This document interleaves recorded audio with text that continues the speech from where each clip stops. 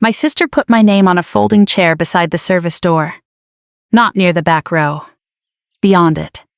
The chair sat in a narrow hallway between the funeral chapel and a room where a man in gray coveralls was repairing the ice machine. Every few minutes, the machine coughed, rattled, and dropped a load of cubes into an empty metal bin. Above me, an old air conditioner leaked into a white ceramic vase someone had pushed against the wall. My name was printed on a cream card. Mara Ellis. The card had been taped to the chair with a strip of clear packing tape. I stood there with my overnight bag still in my hand and looked toward the chapel. The cold air tightened the old ache in my left shoulder, a reminder of too many helicopter hoists in bad weather. The first 2 rows carried matching cards that said immediate family. My sister Natalie came up behind me. She wore a black dress, pearl earrings, and the expression she used when a florist delivered the wrong shade of white. "You found your seat," she said. I did. "The front rows are full." I looked through the open doorway. 3 chairs in the second row were empty. Natalie followed my eyes. "Those are reserved. For whom?" "People who were here." She let the sentence sit between us. I had spent 25 years in the United States Coast Guard. Most of that time, I learned to keep my face still while people said things they could not take back. So I set my bag against the wall. Then I walked toward my father's casket. He looked smaller than he had in the hospital photograph Natalie sent me 2 weeks before he died. The funeral home had combed his white hair straight back and folded his hands over his stomach. A burial flag covered the lower half of the casket, its blue field turned toward the family seating. I reached out to touch the edge of it. Natalie placed her hand over mine. "That belongs to the family," she whispered. "Sit where we put you." Her nails pressed lightly into my knuckles. I did not pull away. I looked at the folded corner of the flag, then at her face. "Move your hand," I said. She did. I went back to the folding chair. 2 hours later, my father's attorney would open the trust, read my full name, and ask why the woman who now controlled the house had been seated in the hallway. But at that moment, I believed Natalie knew something I did not. I believed my father had chosen her, and I had come too late to ask him why. My name is Mara June Ellis. I was 53 years old when my father died. I had served 25 years in the Coast Guard and retired as a senior chief aviation survival technician. The long title usually made people blink, so I stopped using it outside military circles. When civilians asked, I said I had worked in rescue. When Natalie described me, she said I taught swimming lessons and collected a government pension. Neither statement was entirely false. That was one of her gifts. She could remove the important part of a fact without technically changing it. As an aviation survival technician, I maintained emergency equipment, trained air crews, taught people how to stay alive in cold water, and spent years flying in helicopters that went out when everyone else was trying to reach shore. Some rescues ended with applause on a pier. Some ended with a folded blanket on an empty stretcher. My family preferred the swimming lesson version. It was easier to explain at dinner. I returned to the hallway and sat in the chair Natalie had assigned me. The metal frame tilted slightly because one leg was shorter than the others. I folded a funeral program twice and slid it under the foot until the chair stopped rocking. That was when my niece Sophie appeared. She was 17, tall like Natalie, with dark hair cut unevenly at her shoulders. An old instant camera hung from a strap around her neck. She looked at my chair. Then she looked into the chapel.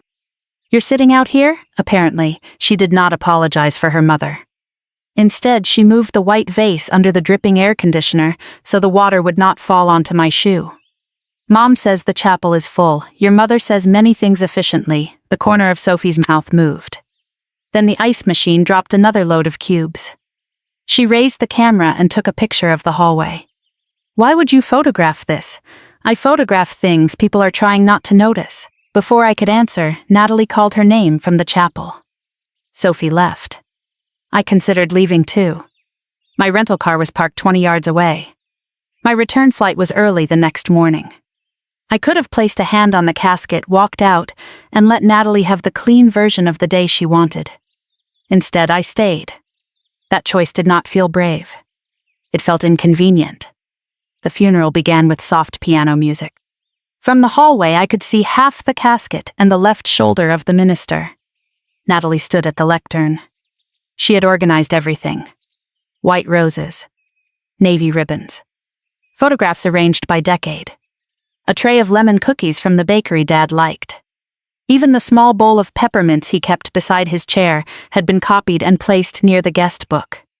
If grief could be managed with labeled boxes and delivery windows, Natalie would have defeated it before lunch. She unfolded her eulogy. Our father believed in showing up, she began. People nodded. He believed family was not something you visited when it was convenient. It was something you built by being present, every day, especially when life became difficult. No one turned to look at me. They did not need to. Natalie spoke about the hospital appointments she had managed, the medications she had sorted, the nights she slept on Dad's sofa when he could no longer make it upstairs. All of it was true. Then she said some people live extraordinary lives far away. Dad taught me that ordinary loyalty at home matters more. Her voice cracked at exactly the right place. Aunt Linda reached for a tissue. I looked down at my hands. A rescue swimmer learns that panic wastes oxygen. You notice it. You control it. You do the next necessary thing. I listened to my sister erase me one accurate sentence at a time. After the service, guests formed a line to speak with Ruth and Natalie. Ruth was my father's second wife. She had been married to him for 16 years, long enough to know his habits and not long enough to know why he had them. She stood beside the casket in a black suit, accepting condolences with both hands. When I approached, she kissed the air beside my cheek. You made it, she said. I said I would. You never know with flights. I had arrived the night before. Ruth's eyes moved toward the hallway. Were you comfortable? The chair had personality. She did not ask what I meant. At the coffee table, she opened 3 packets of sugar, poured one into her cup, and slipped the other 2 into her purse. I had seen her do that for years. Dad used to tease her. Ruth called it planning.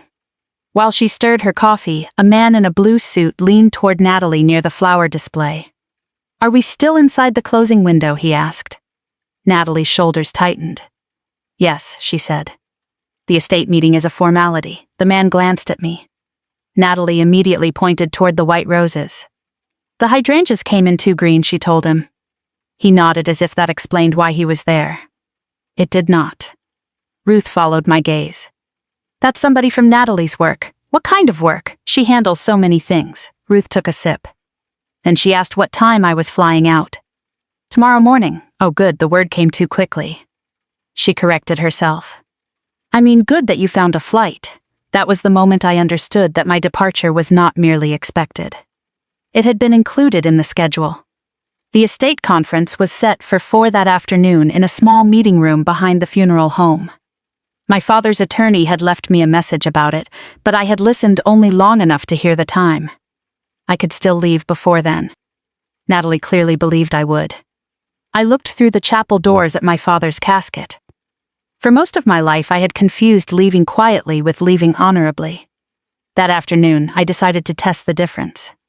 The house stood on the sound side of Kitty Hawk, where the wind smelled like salt even when the water was calm. Dad bought it before Natalie was born. It was never elegant. The floors sloped toward the kitchen. One upstairs window stuck every August. The porch railing leaned west because Dad insisted he could repair it without replacing the posts. He kept a brass tide clock in the living room. It was always 5 minutes slow. In September of 2018, a hurricane pushed water through the lower floor and tore part of the roof away. By the time Dad called me, the storm had moved north, but the damage remained. The kitchen cabinets had swollen open. Wet insulation hung from the ceiling. A brown water line ran across the living room wall, cutting through family photographs and stopping just below the tide clock. Natalie was in Charleston managing a wedding for 400 guests. Ruth had gone inland to stay with her sister. Dad was alone in the driveway, wearing rubber boots over pajama pants. I drove down from Virginia overnight. When I arrived, he looked at my Coast Guard sweatshirt and said, "You people bring better weather with you?" "No," I said. "We bring paperwork after the weather," he laughed. It was the first time I had heard him laugh in months. The insurance adjuster estimated the covered loss. The contractor estimated the actual cost. The difference was more than $200,000. Dad stared at the numbers at the kitchen table while a dehumidifier roared beside us. "I'll take a loan," he said. "You're 72. Banks lend to old men. Banks lend against houses. That's what houses are for." I transferred $218,000 over the next 3 weeks. Part came from retirement savings. Part came from the sale of a small condo I had owned near Elizabeth City. The rest came from money I had kept, because people who work around aircraft learn to respect unexpected failures. Dad's bank required a letter explaining the funds. I wrote that the money was a gift. No repayment. No ownership interest. No claim against the property. Dad read the letter twice. "This is too much. The house is worth saving." "That isn't what I said. I signed it anyway." At the time, I believed refusing repayment made the act purer. What it actually did was erase me from the transaction. People imagine erasure as something violent.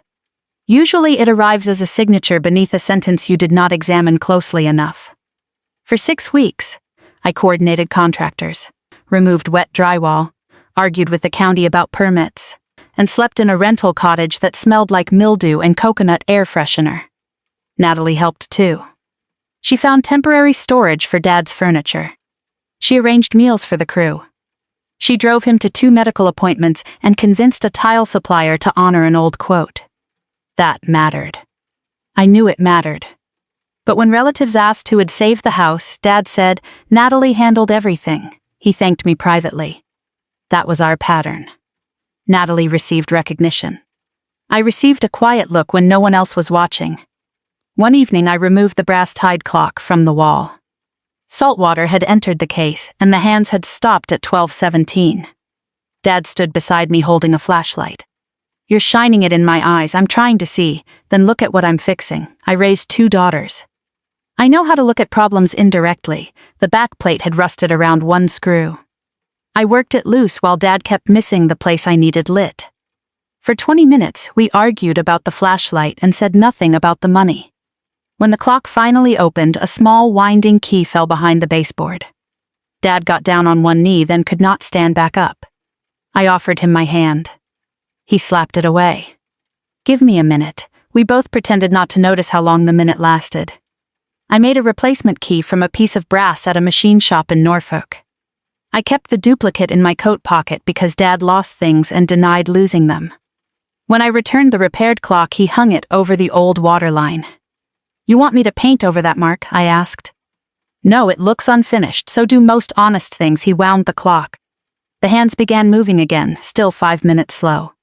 A few months later, Dad met with an attorney named Julian Mercer. I knew because he called me afterward. He asked whether I still had the reconstruction invoices. "I probably do. Keep them." "Why? Your father's is organizing some records." Before we hung up, Julian asked for a copy of my Coast Guard retirement citation. I almost laughed. "What does that have to do with taxes?" "Your father asked for the complete record," he said. I assumed Dad wanted the information for taxes.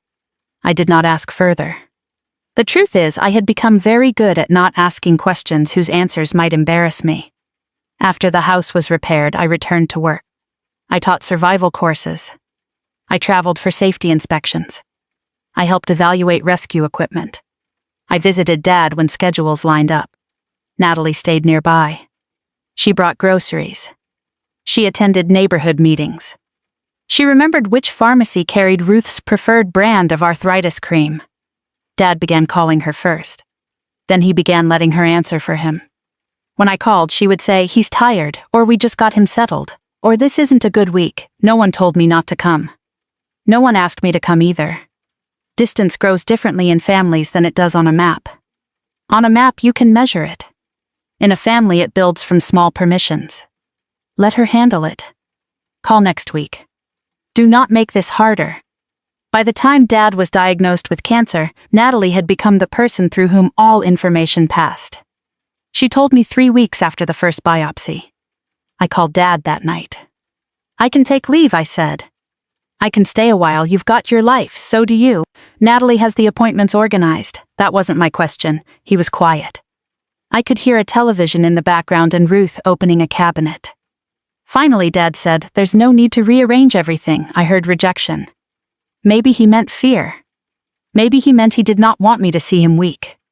Maybe he meant exactly what he said. I never asked. Instead, I paid for a home health aide twice a week. Natalie sent me a thumbs up emoji. That became my role. When a problem had a number attached to it, I solved it. When it required asking someone to need me, I stepped back. During Dad's final month, I called every Sunday. Sometimes he spoke for 5 minutes. Sometimes Natalie said he was asleep. The last conversation we had was about the tide clock. It stopped again, he said. Did you wind it? I know how clocks work. Do you have the key? A pause. Somewhere. I made 2. I know. Do you want me to come fix it? He coughed for a long time. Then he said, not for a clock. I waited for him to add something. He did not. Neither did I. He died 9 days later. By 4 that afternoon, the chapel had been cleared of most flowers. The funeral home staff moved the white roses into the hallway. Their scent had grown heavy in the warm air, sweet enough to make my throat tighten. Natalie changed from black heels into flat shoes. The transformation took less than a minute. Grieving daughter became event manager. She checked her phone, closed 2 doors, and told Ruth where to sit. The meeting room behind the chapel held a laminate table, 6 unopened bottles of water, and a photocopier that gave off the hot plastic smell of an overworked office. Natalie placed a cream binder in front of her. The tabs were labeled in neat black type. Flowers, guests. Flag, property. When she noticed me looking, she closed the binder. Property is maintenance, she said.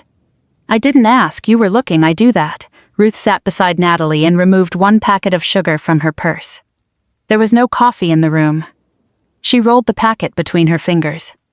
Julian Mercer arrived carrying a narrow file tied with red cloth. He was 68, silver-haired and careful with every movement. I had met him twice before.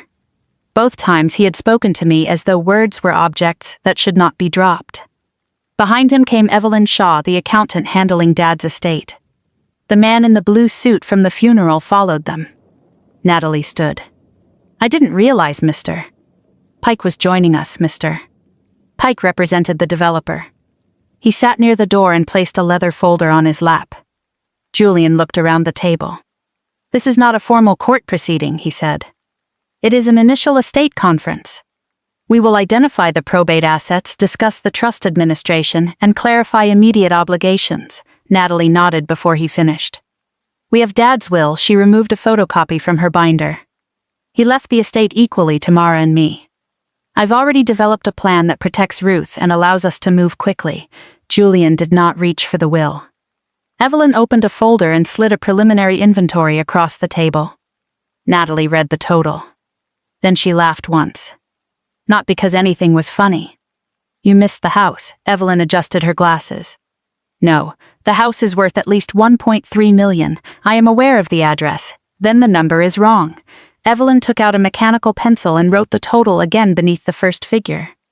The numbers matched. Natalie tapped the page.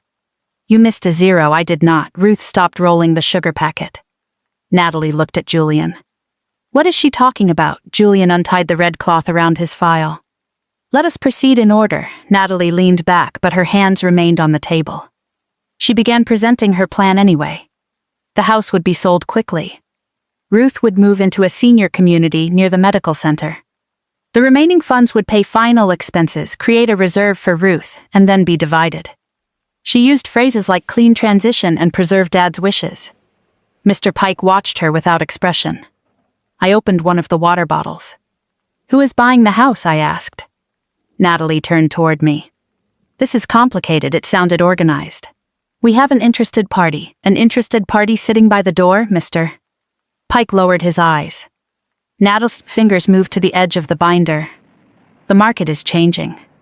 We have a narrow window, the estate, Julian folded his hands. The estate has not retained a broker or entered a sale agreement. Natalie's jaw moved. Not formally, Mr. Pike looked at the ceiling. Ruth whispered. Natalie said everything was arranged. It is, Natalie said. This meeting is part of arranging it. She pushed the photocopied will toward me. The document was dated 11 years earlier. It divided Dad's remaining estate equally between his 2 daughters. Ruth received certain personal property and continued financial support under a separate arrangement. Natalie pointed to the paragraph with our names. There, equal shares. We sell the house. We settle everything. Mara signs a limited authorization so I can handle the local paperwork. She leaves tomorrow. No one has to drag this out. My flight itinerary was printed in the binder. I could see the top corner of it beneath the property tab. She had included my departure in her estate plan. I looked at Julian. Did my father ask her to prepare this? No, Natalie answered at the same time. He trusted me to manage practical matters. Julian reached into the red file. He removed a certified deed and placed it on the table between us. Natalie did not touch it. What is that? She asked. The reason the house does not appear on the estate inventory. The room became still. From the other side of the wall came the faint metallic crash of the ice machine, releasing another load. Julian turned the deed so we could read it. Then he looked directly at Natalie. A will can distribute only what the estate still owned when the person died. Julian read the date first. February 12, 2019. 5 months after the storm. The deed transferred the house from Caleb Ellis individually to the Caleb Ellis Revocable Trust. It had been recorded with the county. There was a certification stamp. A book number. A page number. Nothing about it was dramatic. That was why it carried so much weight. Natalie stared at the paper. Dad owned the trust. He controlled it while he was alive, Julian said. So it is still part of his estate? No, she looked at Evelyn. The accountant did not rescue her. Julian continued. The house passed under the trust terms. It is not controlled by the older will you brought today. Natalie picked up the funeral program beside her and began smoothing its folded edge with her thumbnail. Once, twice. Again, the paper softened beneath the pressure. Who is the trustee? Ruth asked. Julian opened the trust instrument. Caleb served as the initial trustee, and now he read my full name. Mara June Ellis is the successor trustee. No one looked at me immediately. That was the strangest part. For several seconds, everyone stared at the table as if my name had appeared there by accident. I felt the brass winding key in my coat pocket press against my palm. Natalie stopped smoothing the funeral program. The paper had torn down the center, splitting Dad's printed name between Caleb and Ellis. This makes no sense, she said. Julian continued. Ruth has the right to occupy the property for 18 months after Caleb's death, provided she pays ordinary utilities, does not lease the property, and does not encumber it. Structural insurance and property taxes will be paid by the trust during that period. Ruth opened her hand. The sugar packet fell onto the table. She did not pick it up. What happens after 18 months? She asked. The remainder interest passes to Mara. Natalie turned toward me. You knew. No, you expect me to believe that? Yes, you paid him to do this. I looked at Julian. He did not react. Evelyn removed another document from her folder. Before she opened it, Julian placed one final page beside the trust instrument. The Coast Guard seal caught the fluorescent light. Senior Chief Ellis, he said. Your father kept this with the house file. Evelyn opened her document. The trust file contains a reconstruction accounting, she said. She placed the summary beside the deed. My name appeared next to the total contribution. $218,000. Natalie read it. That was help. Evelyn looked at her over the top of her glasses. Is $218,000 how you usually help people? Natalie's face tightened. I did the actual work. I handled the contractors. I brought him meals. I drove him to appointments. Mara wrote a check and disappeared. I could have corrected her. I could have described the wet insulation, the permit office, the weeks I spent sleeping in a rented room with a box fan running all night. I said nothing. Because she was not entirely wrong. I had left. Julian rested one finger on the accounting. Caleb's memorandum states that Mara's contribution restored the property after the insured loss. It also states that he had provided substantial financial assistance to Natalie's business over several years. Natalie looked at him. How much? Julian glanced at Evelyn. $171,000, Evelyn said. That was different. Your father apparently considered it when preparing the trust. That was business investment. Was it repaid? Natalie did not answer. Mr. Pike opened the leather folder on his lap. I need to clarify something, he said. Natalie turned sharply. Not now, it has to be now. He placed a draft sale agreement on the table. The property address was printed across the first page. So you did have a buyer, I said. Natalie ignored me. Mr. Pike looked at Julian. My client advanced $65,000 to Ms. Voss's company under a personal guarantee. Repayment was expected from proceeds of the anticipated property sale. Julian's expression did not change. Ms. Voss had no authority to commit trust property. The agreement was contingent on her appointment and marketable title, Mr. Pike said. Neither occurred, Ruth whispered Natalie's name. Natalie opened the property section of her binder. Inside were the draft sale agreement, the bridge loan acknowledgement, and a printed copy of my flight schedule. Evelyn spoke. Your bridge loan does not become an estate debt simply because you expected an inheritance to repay it. Natalie pressed both hands flat against the table. You don't understand the situation. I understand the obligation is personal, Evelyn said. Natalie turned to me. We can still do this, I took a sip of water. You are the trustee. You can sign. The house is too much for Ruth. You do not even live here. We sell it, repay the advance, and divide what is left. Dad obviously wanted you protected. Fine, you are protected. Now we make a practical decision, she spoke quickly, rebuilding the plan while it collapsed. I looked at the torn funeral program. Then I looked at the property tab in her binder. Bury him before you sell him, I said. The photocopier behind Julian clicked as it cooled. Natalie leaned back. For the first time that day, she had nothing prepared to say. Julian gathered the deed and trust instrument. Mara is not required to make a decision today. I need an answer today, Natalie said. Mr. Pike closed his folder. No, he said quietly. You needed authority before you took the money. He stood and left. The door shut without slamming. That made it worse. Ruth remained seated after Mr. Pike left. She looked smaller than she had beside the casket. Do I have to leave tonight, she asked. No, Julian said.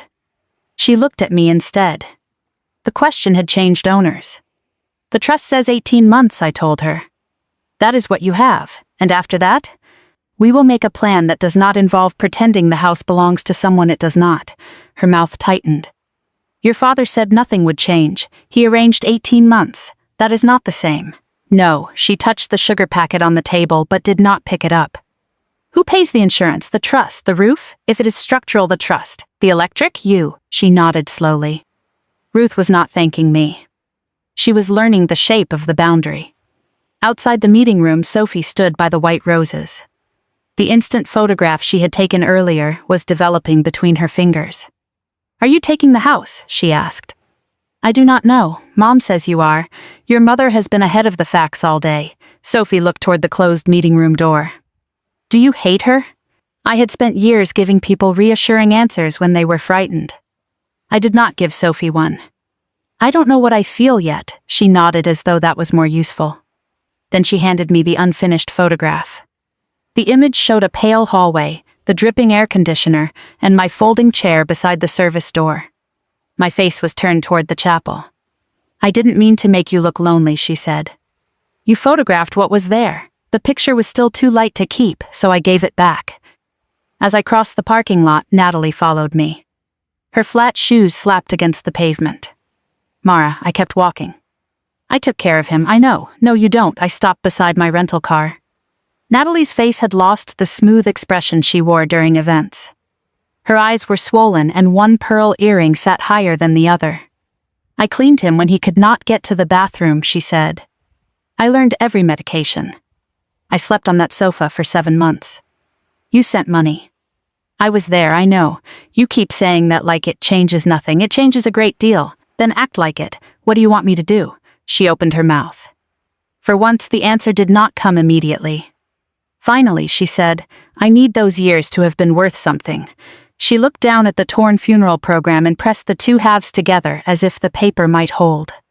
You think the house proves they were worth something? It proves he knew. Knew what? That I stayed. I looked toward the funeral home doors. He knew, I said. He also let you turn staying into a debt everybody else had to pay. Her eyes filled. And he let you leave. The words landed cleanly. She was right. Dad had done that too. I opened the car door. Then he failed both of us. Natalie did not follow when I got inside. She stood in the parking lot holding the torn funeral program. I sat behind the wheel but did not start the engine.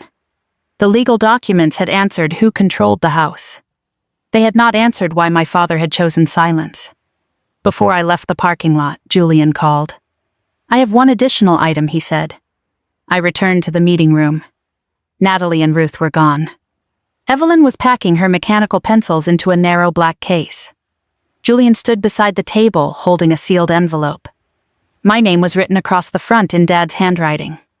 Beneath it were 7 words. "For Mara after the house is explained."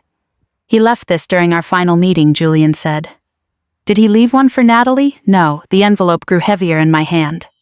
"Do I have to read it here?" "No." I took the envelope. The paper was heavier than ordinary stationery. Dad had sealed it with too much adhesive. The flap had wrinkled beneath his thumb. I drove to the house. Ruth had not returned yet. The front door opened with the same upward pull it had required since I was 16. The living room smelled faintly of furniture polish, old coffee, and the medicated cream Ruth used on her hip. The tide clock hung above the faded waterline. It had stopped at 6:42. The brass winding key was still in my pocket. I placed Dad's envelope on the kitchen table and stood there for several minutes without touching it. During rescues, the most dangerous moment often came after the person reached the helicopter. That was when the body stopped fighting long enough to understand what had happened. I opened the letter. "Mara, if Julian gave you this, then the house has been explained, which means I am no longer available to avoid the argument." That sounded like him. I sat down. The letter continued. "I told myself I was keeping peace between you and Natalie. What I actually did was tell each of you the version that made my life easier. I let Natalie believe that staying near me gave her the right to decide what everyone deserved. I let you believe I did not need you because I knew you would respect the answer and leave me alone with my pride. You both gave me what I asked for. Neither of you should have." I stopped reading. The refrigerator motor started behind me. A spoon in the sink shifted as the vibration traveled through the counter. I looked at the tide clock. Dad had written about the storm. He remembered the date I arrived. He remembered the amount I transferred. He remembered that I rebuilt the back stairs twice because he complained the first set felt too steep. He remembered the night we opened the tide clock and the minute he could not stand without help. He had noticed everything. I set the page down and pressed my thumb against the crooked fold until the paper flattened. The letter said he transferred the house into trust because it was the only debt he knew how to record on paper. He wrote that Natalie had received money in ways that disappeared into business accounts and emergencies.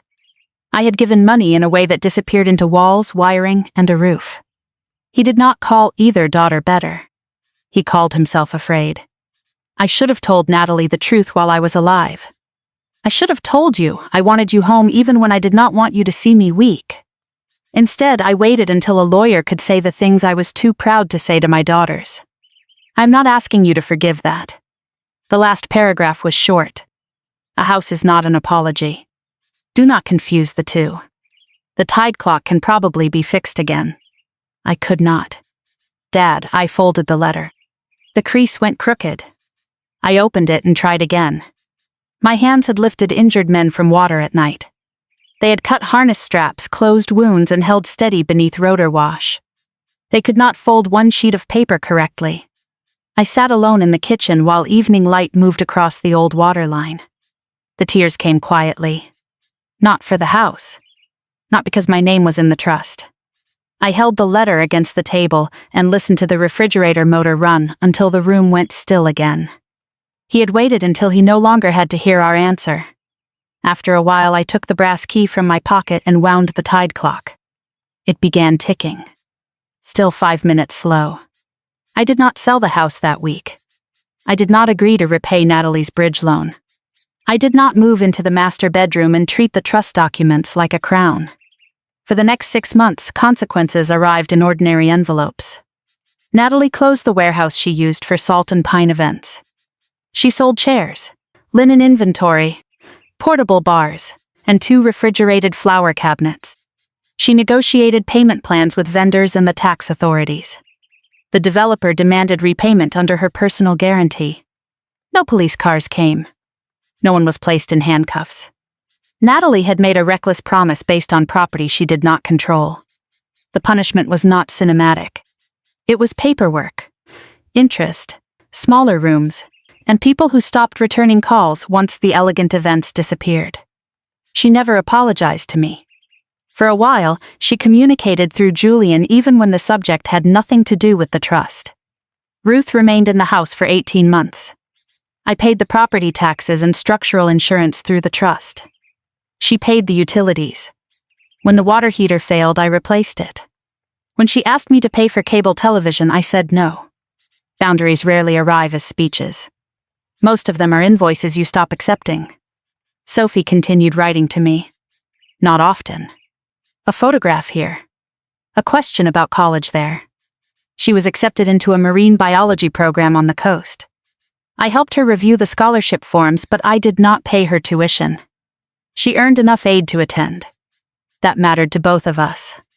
When Ruth's 18 months ended, she moved into a small senior apartment near her doctor. On her final day in the house, I found her in the living room holding Dad's folded burial flag. She had placed it in a wooden display case.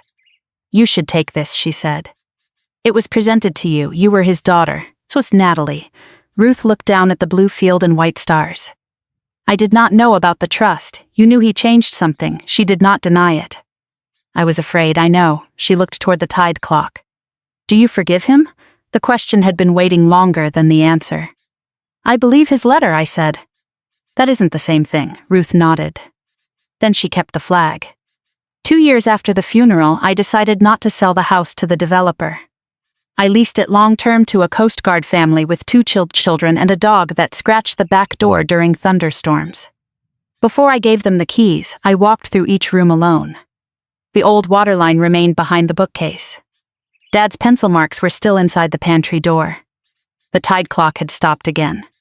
I took the brass key from my pocket and wound it slowly. The hands moved forward. 5 minutes late. Exactly as they had all my life.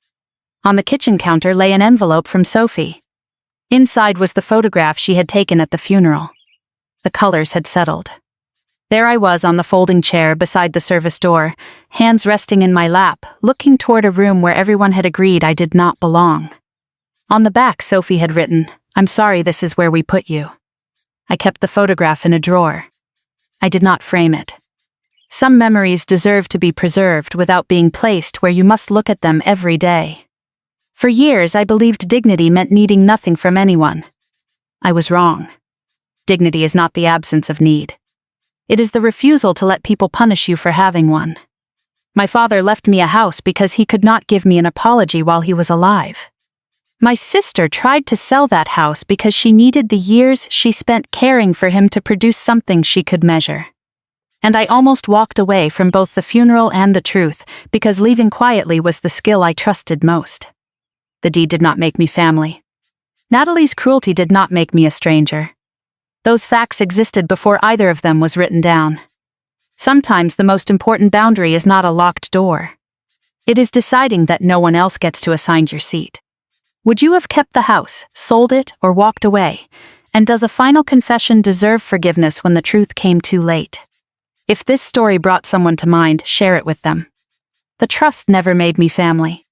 It only proved no one else had the right to assign my seat.